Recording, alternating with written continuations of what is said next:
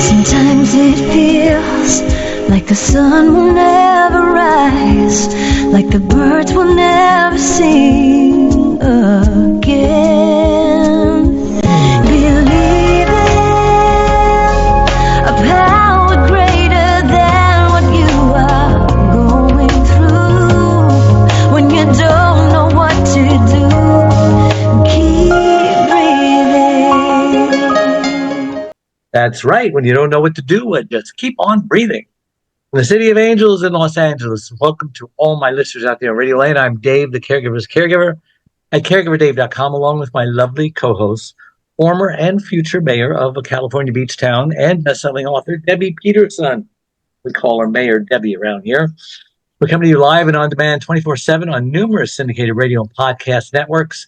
On 30, we added 4 more, so it's 30 now, global audio and video platforms, including iHeartRadio, iTunes, YouTube, Spreaker, SoundCloud, and we are proud to be voted #1 caregiver podcast on FeedSpot out of thousands and #1 caregiver podcast on Player FM out of the top 50. And we have an especially exciting show planned for you today. Martha Burich, I assume that means Master of Education, is the author of the soon-to-be released in August 24th, which means it's already been released, Yes, You Can Raise Happy, Responsible Children.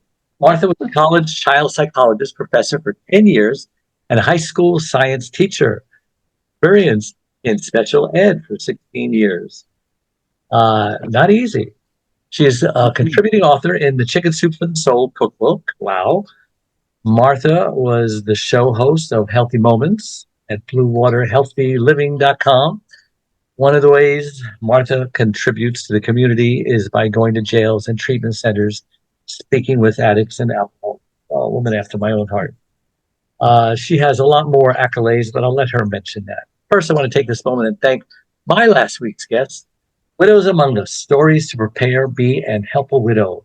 Experiencing widowhood is one of life's most difficult events. This book is a guiding light for being prepared before it happens. The journeys a widow will travel and how loved ones can support her. But just a reminder, you can watch or listen to that interview and all our interviews on our membership website, caregiverdave.com, or any of our other 26 global networks that I mentioned earlier, iHeartRadio, iTunes, etc. Okay, enough of that. Martha, welcome to the Caregiver Dave Show. Excited to have you on. Thanks. I'm very happy to be here. Well, that makes 2 of us, or 3 of us, actually. I'd like to ask my guest the first question. Just who is Martha and why was she placed on? Okay, well, if you'd like me to answer that, all right. Who's Martha and why was I placed on the earth or placed on your show? Which was it? No, it's God's green earth. Why? What's your destiny in this Why thing was I called placed planet on Earth? this? All right. Well, we all have a purpose. And I think that from the beginning, my purpose was to help others the way that I've been helped all through my life. So I've been very fortunate that I've kind of always known I had a purpose. Even back in high school, That helps. when I was very, very silly and wanted to be the next Sigmund Freud, never realizing what a real weirdo he was. But anyway, that's a whole other story. Did you And make it? Did you make I it? couldn't pass Are you the the next German. Sigmund Freud? Pardon? Did you make it? Are you the next Sigmund Freud? No, I didn't. I couldn't pass the German. And anyway, so yes, I love teaching. I loved, creating lessons, and I love just being able to help others. And that's pretty much, I do so many things. One thing that you mentioned was going to the jails and the treatment centers. And, I was just at the jail yesterday. I go on Mondays. And what's really interesting, Dave, about the jail is the women who come to my meetings. I host an AA meeting there, Alcoholics Anonymous. Really? And I get alcoholics and narcotics. And I get the most interesting women. One of them used to own a restaurant. And I don't know what she got in trouble for, probably something to do with alcohol or drugs. But anyway, Or tax? I said, you can bond out. We'll let you bond out. And she said, no, if I leave here, I'll just start drinking and drugging again. Just Wow. keep me in here. And that shows a lot of self-awareness, which a lot of us don't have too much. And I think part of the problems, in parenting and in caregiving is we're all gigantic 3-year-olds. I don't know if you've noticed that, but I've noticed it in myself. I might be much older in chronological years, but some days I'm just a 3-year-old. My dog had to go out at 2 o'clock in the morning. And of course, I'm thinking to myself, can anybody else take this dog out at 2 o'clock in the morning? Why is it? Oh, it's always me. It's always me. Me, me, me, me, me. Suffering with that bondage, a 3-year-old tantrum bondage yourself. Well, of course, who else is going to take the dog? Plus, I get the privilege of taking the dog. I love the dog. And if he needs me to take him out at 2, well, then, gosh darn it, I'm going to get up out of that bed and take him out, which I do. And I'm not going Yeah. to whine about it. But you know what? I will whine about it, but only to myself, not to the dog. We ask Martha. We are talking to Martha, and she's a psychologist, child psychologist, of every kind. The next Sigmund Freud, I think. Who makes mistakes? Why would you ask me to ask you that question? A strange question. Oh, that's such a We really all good, make mistakes, that's an right? excellent, yes, that's such an excellent question. We all make mistakes. We all make mistakes. In fact, you know who makes Guess the most it mistakes? should be phrased, who doesn't make mistakes? Right, exactly. And who makes the most mistakes? People who do things. Yeah, that's The true. more things you do, the more mistakes you make, and the more things you try that are out of your comfort zone, the more mistakes you make. When kids are little and they're trying everything, they try this instrument, that instrument, this sport, that sport, and the parents will say, well, you never follow through. You don't try. Well, the child's experimenting. They're experimenting with things. So let them experiment to see which one they like. And of course, they're going to make tons and tons and tons of mistakes. But it seems like we seem to grow up and think that we're not allowed to make mistakes. That it's a big, big, like we're all robots or something. Oh, you made this mistake. Oh, you made that mistake. Oh, no kidding. And another thing, I was just talking to someone else. They said, what's really important for parents to not do. Well, number one, don't hit your children and don't yell, don't call them names. And don't yell at them. I make a lot of mistakes. And if somebody were to yell at me or hit me every time I did something wrong, I'd be sitting in the middle of in the corner crying. I'd be afraid to do anything. So we have to be really, really careful to keep our own little child in check when people do things around us that annoy us or aggravate us. And let me tell you a quick story. I was at an AA meeting once, and there was a young man there, and all he did was throw that F-bomb. Oh, good Lord. And so I was talking to an old timer afterward, and I said, I'm going to have to talk to that young man. He swears entirely too much. And the old timer said, what business is it of yours? I said, well, it's not nice. The way he talks isn't nice. And he said, are you going to give him a job? I said, no. And he goes, well, then it's none of your business, is it? Has he asked you for your advice on how to communicate with people? No. Well, then keep your big mouth shut and your opinions to yourself. Good advice.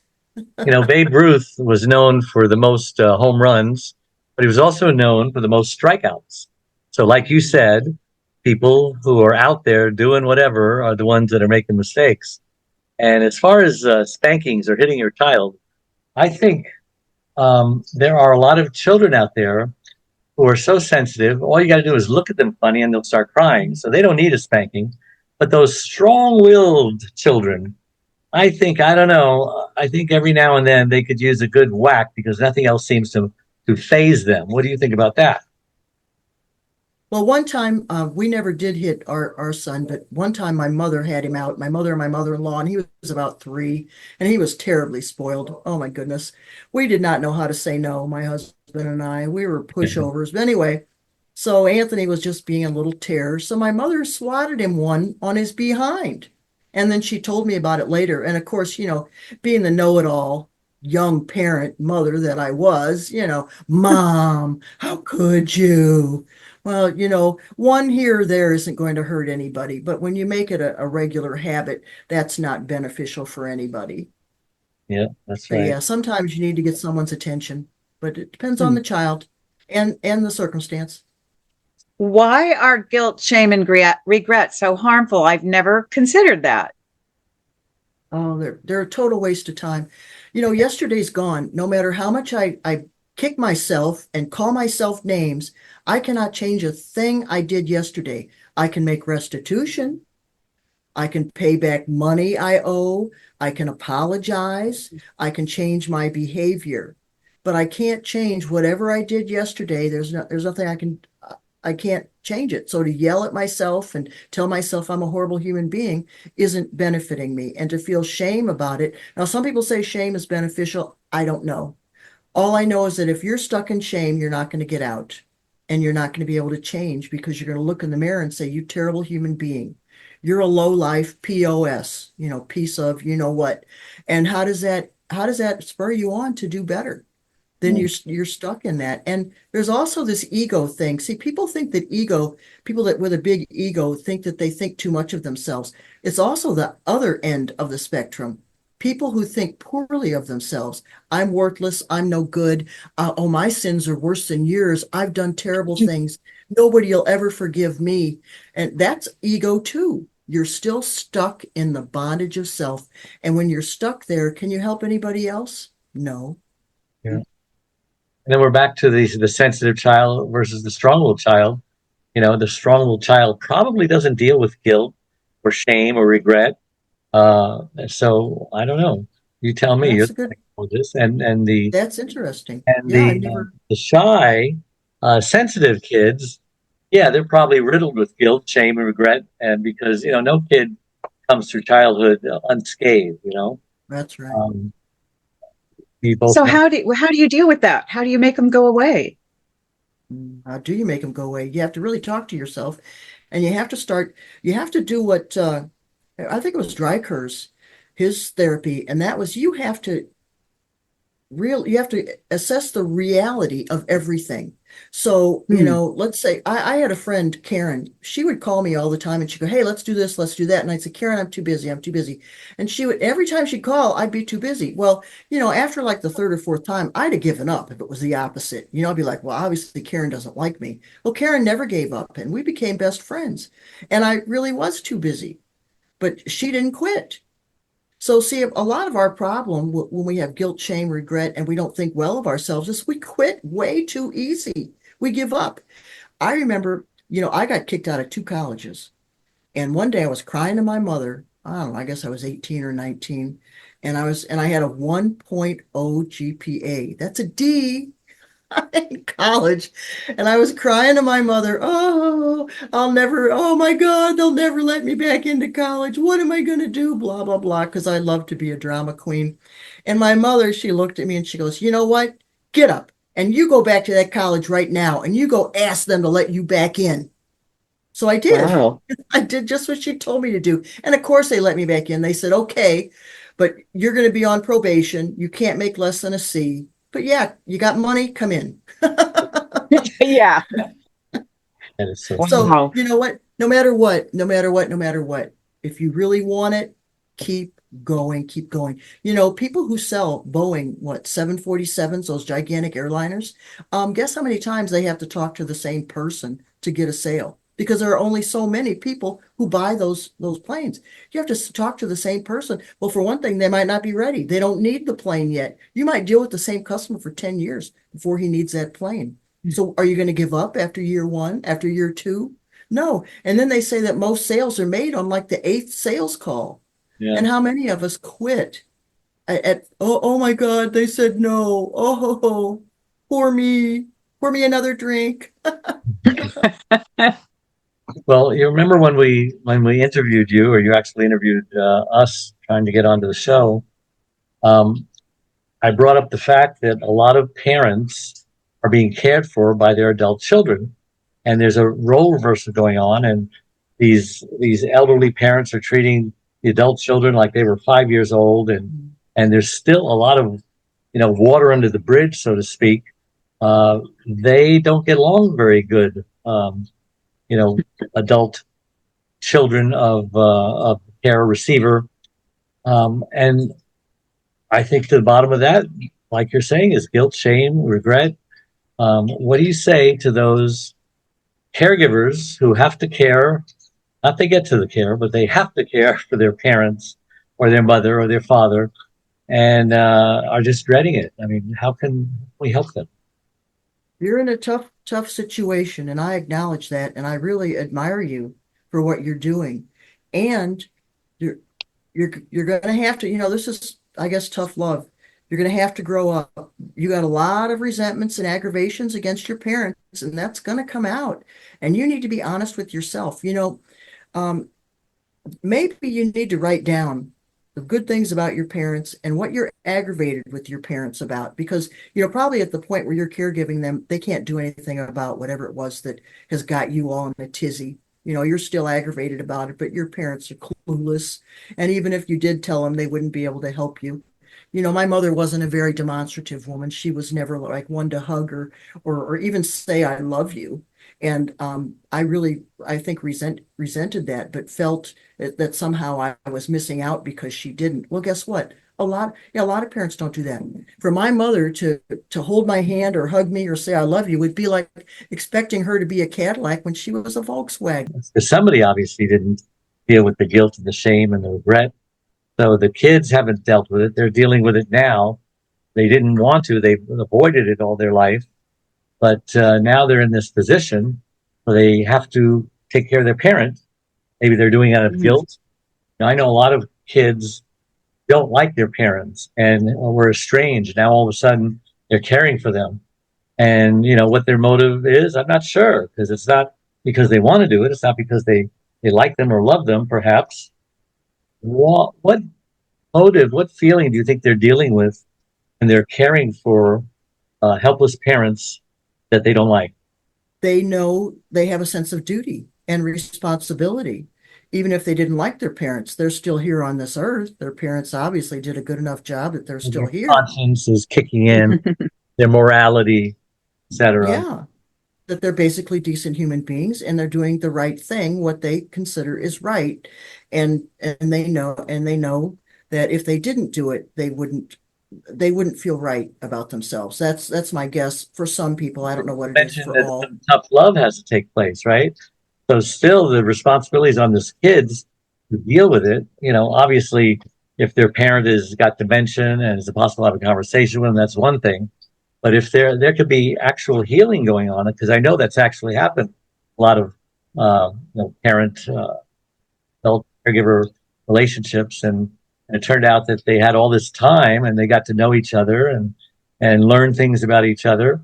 So that's what I'm thinking. I don't know. And you know what? That makes me think of a story with my own mother. Okay. I sat down with my mother was she wasn't one of these hold your hand, put her arm around you kind of mothers. Right. And she never even really said I love you. But one day I had taken this self-esteem seminar, and the leader said, you know what? You go to your parents if you want to and ask them to write 10 nice things about you while you write 10 nice things about them. So I thought, you know what? I'm going to do that because I really felt I needed to hear something good from my mother. She never said anything good about me. It's always my brother, always my brother. She always loved my brother better. But anyway. Mothers. Mom always liked you best. That's right. Exactly. That really hit a nerve in the 70s. It still does. There you go. And until, lifelong. Those feelings are lifelong. So what's the happy ending for you? Well, I went to my mother that day and I said, and I think my son was maybe 8 or 10. And I said, Mom, I heard about this really neat exercise and I'd like to do it. I'm going to write 10 nice things about you and you write 10 nice things about me. I'm going to set the clock here for 5 minutes. And my mother immediately started to say something negative, like what a harebrained idea, blah, blah, blah, which is so typical of her. And I said, nice things, Mom, nice things. So, pardon?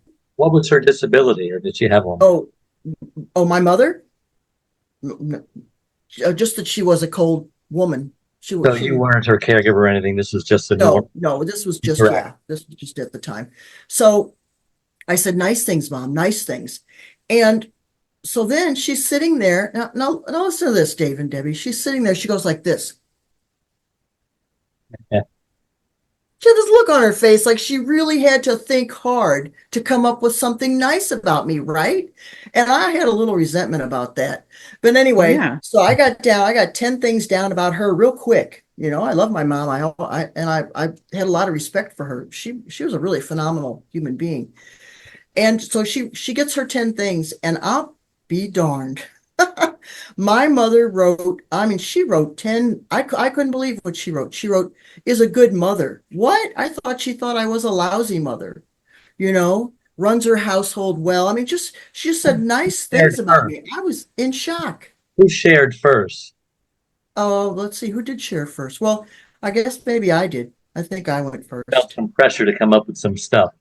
Almost like writing your own Well, wedding when you're well, you second. have to do 5 minutes. We each had 5 minutes, so we had to write the stuff at the same time.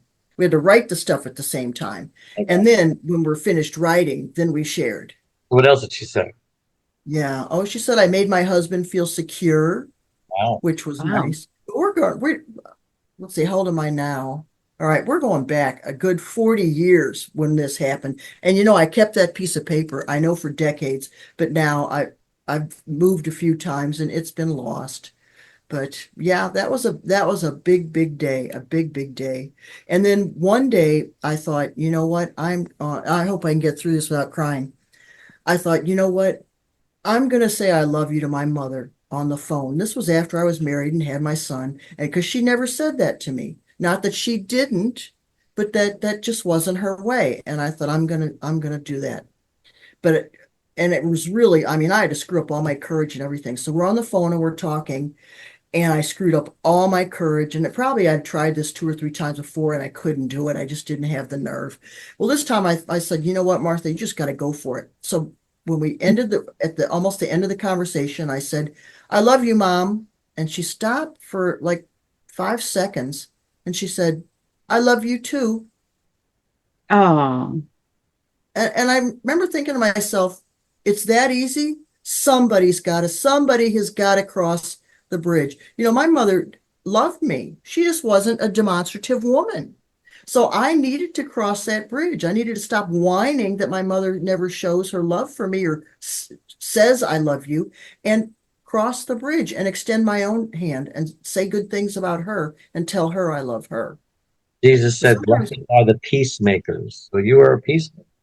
there you go. And you have to make that decision. So if you're caring for your parent and you've got anger and resentment, first off, you got to see my, you know, on here, yeah, I got another, here's another story. Listen to this story.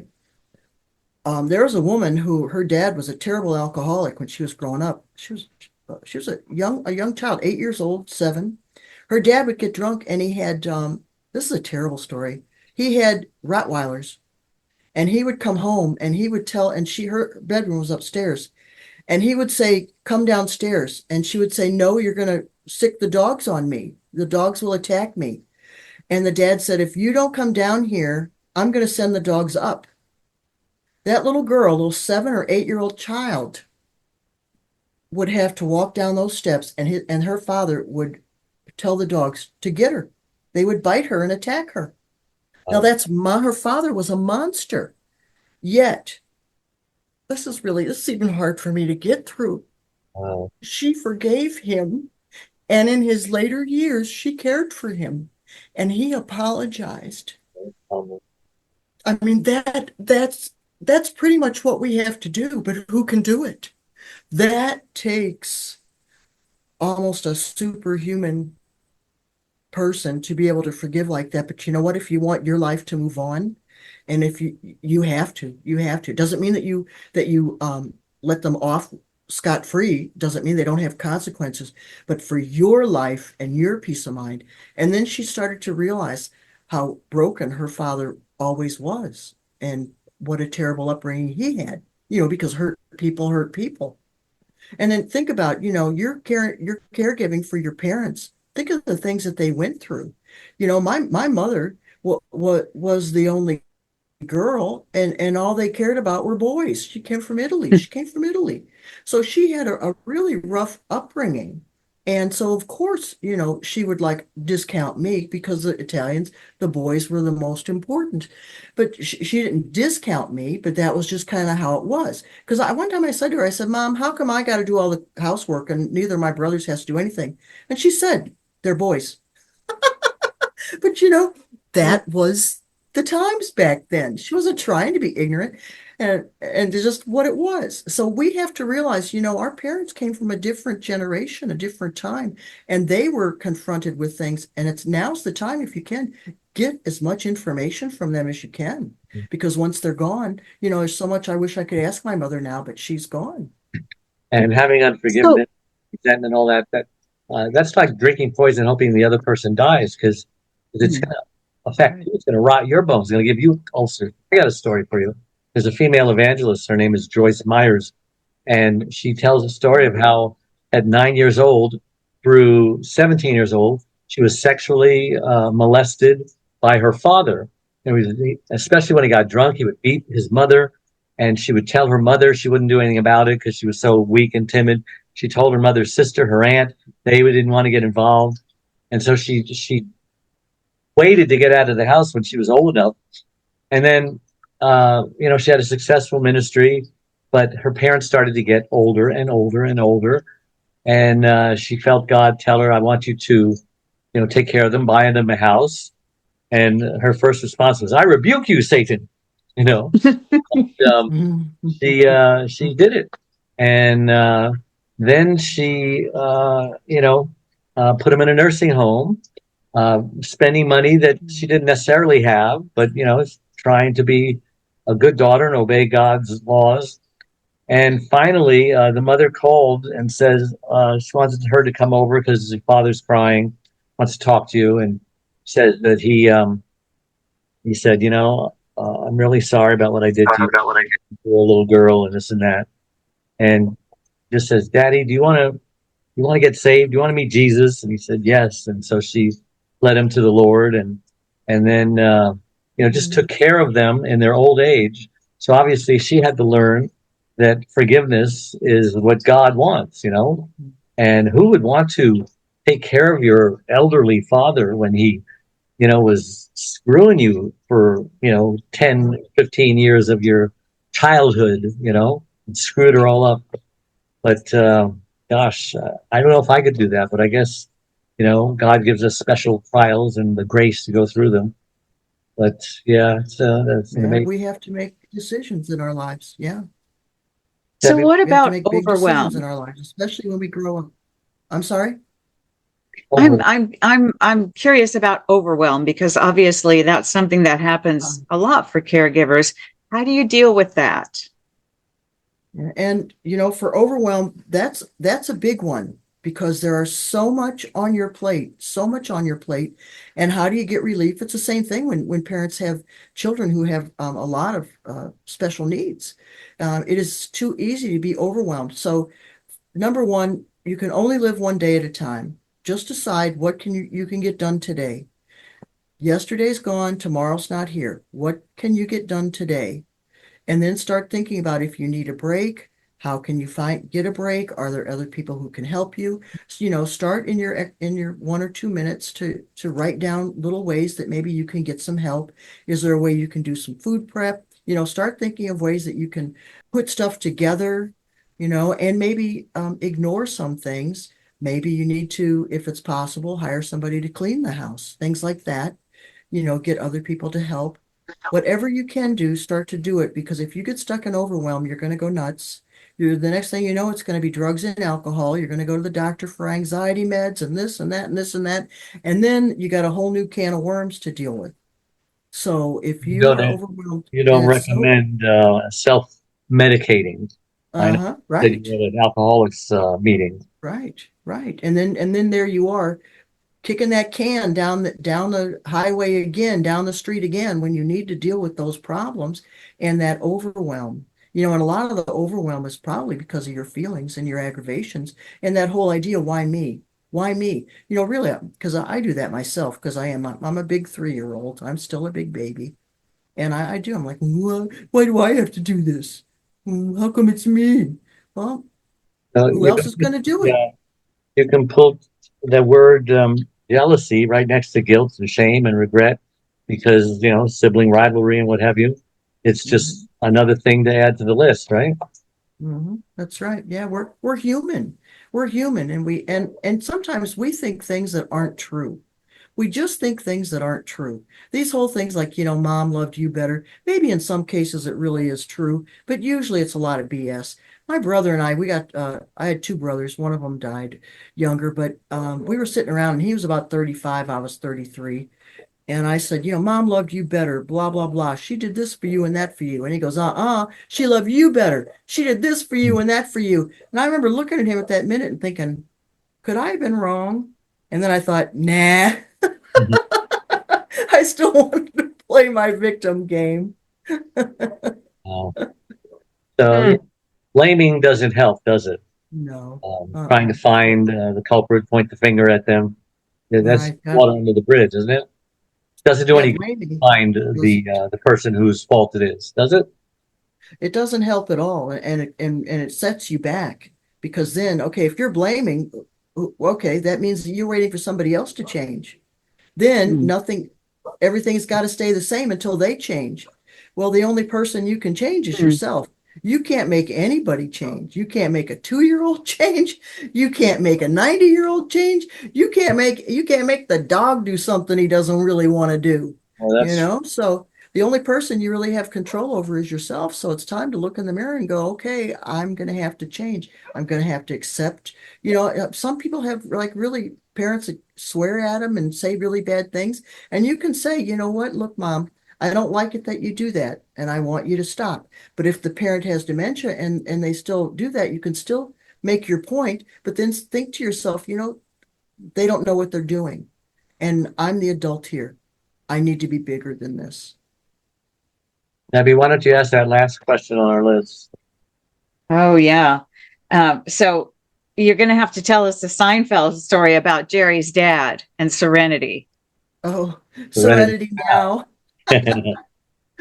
Oh, acceptance is the answer to all my problems today. And that comes from AA, but it's so true. Anytime that I get aggravated with people, places, or things, and I think that they should be different, I'm being delusional. They're not different. If I'm stuck in a traffic jam and I want it to be different, joke's on me. I'm in a traffic jam. What am I going to do about it? One day, I was driving. My son and I. He was an adult at the time. Anyway, I'm an old lady driver. I'm kind of slow, and he goes, "Mom, that man's giving you the finger," and I just went. I smiled and waved because you know what? He was suffering, but I wasn't going to change. I mean, if my driving was so bad, he needed to pass me, he needed to make a behavior change. There's nothing I could do.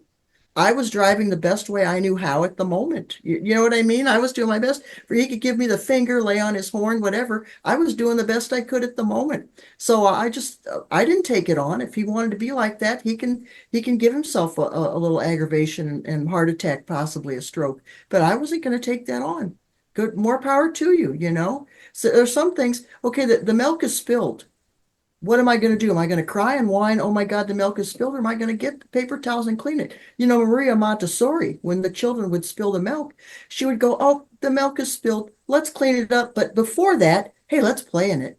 I agree with the aunt I had. Listen, I can't believe how fast our time has gone today. Thank you so much, guys, for coming on the show. Marcia, how can our listeners reach you for whatever reason they want to pick your brain, read your book? You can find me on Facebook and LinkedIn, Martha Burich. You can get my book at Amazon. Yes, you can. Raise Happy, Responsible Children, Martha Burich. And I do have a website. marthaburich.com.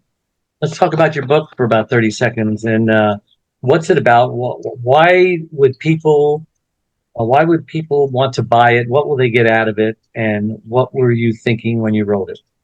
This is all bullet points. It's all bullet points. What do you do with the kid at the grocery store? What do you do in the car? What do you do when the child just plain won't listen to you. And it's just nothing but bullet points. It's only like 50 pages. Jack Canfield, Chicken Soup for the Soul, he said, this book has the potential to transform the lives of families worldwide. It's a book that you stick in your diaper bag. When the child has a tantrum, here's what I would do. If it's at the store, and the child's having a tantrum, distract them. Is that a mouse by your head? That'll get their attention. Or is that Barney? Did I just see Barney go down the aisle? I said, none of your suggestions involves beating your kid, though, right? Oh, for goodness sakes, no. And it really helps to prepare them. The same with your caregivers. You need to prepare them. Look, Mom, we're going to go to the store. Here's what I need from you at the store. Or look, Dad, or, Yeah. So-and-so's coming over. I expect you to do this. Can you do that? Will you do that? And if not, we'll have to lock you in the attic. Yes, thank you. All right. A wrong reminder. Debbie, how can people get a hold of the next mayor of Grover Beach? MayorDebbie.com. Just the word mayor and my name, DEBBIE.com. And I have a lot of books about that experience as well, previous experience, which help people know how to get involved in local government. And those are all available under my Integrity 101 series on Amazon. Cool. Well, again, reminder, all our live shows become recorded pod and video casts on all our platforms mentioned before. Also, my membership website, caregiverdave.com, is a free membership support community with lots of free gifts and resources, including a free initial coaching session. Please click the like or follow button on whatever platform you're watching or listening it on, including Facebook, the Caregiver Dave page. It helps us reach even more caregivers by improving Google search engine algorithms. So, to all my listeners, thank you again for tuning in each and every week and making us the #1 caregiver podcast on the internet. So until next week, guys, same time, same channel. May God richly bless you all. Bye-bye. Bye. I'm Dave Nasani. My 4th book, Secrets from the Hammock, Uncommon Wisdom for Uncommon Times, is a #1 bestseller on Amazon. As a young boy, I was told that I possessed an unusual amount of wisdom for my age. As a teenager, I found myself counseling friends and family whenever they needed answers to their problems. Then at 21, I read the Bible for the very first time and learned how King Solomon asked God for wisdom instead of riches, yet he received both. I was so impressed that I too asked God for wisdom. Soon after, I discovered when lying on my hammock, I would receive wisdom from God. This book is a result of my passion to share with the world wisdom's tremendous benefits. Join me as I reveal practical aspects of wisdom for the mind, body, and spirit. 31 lessons I learned from God that can change your life. Available in Kindle, Audible, paperback, and hardcover, wherever books are sold. I've spoken all over the country and London, and am available to speak at your event. Contact me at hammockwisdom.com.